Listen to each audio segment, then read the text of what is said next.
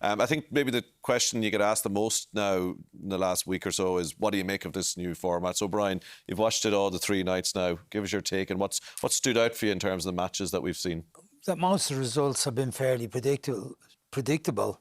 That was a slight surprise, but the fact that Barca were down to 10 men made it easier for Monaco to win. But it's not exactly David and Goliath type of match, but still probably expected Barcelona to get something from it.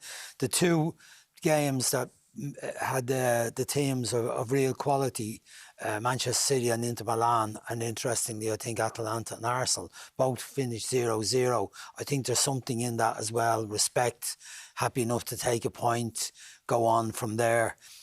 I think overall I would say it's going to be a long-winded way of getting rid of 12 teams, that there's going to be 144 matches to get rid of 12 teams.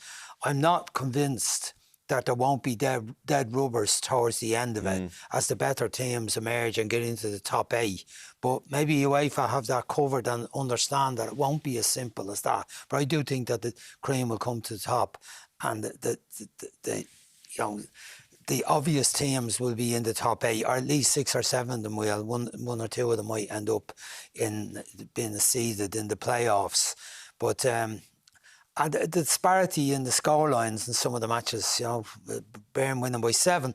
At one stage, the match is 3-2, and you're going, oh, this could be a real game, but it ends up 9-2.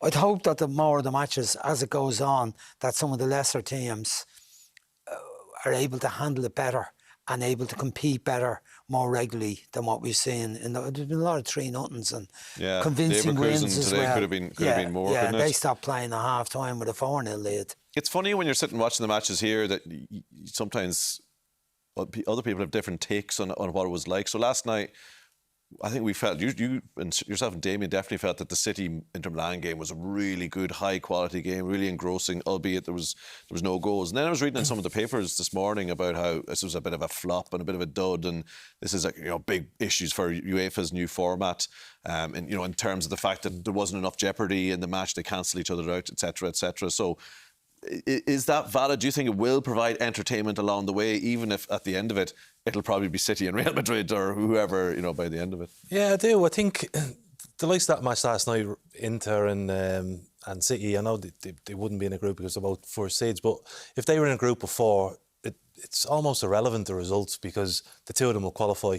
Now the result sort of knocks them down. They want to win the home game. City have dropped 2 points at home, and now every game becomes very important for them, because I think it was maybe 17 points was the limit that you need to get to guarantee to get through.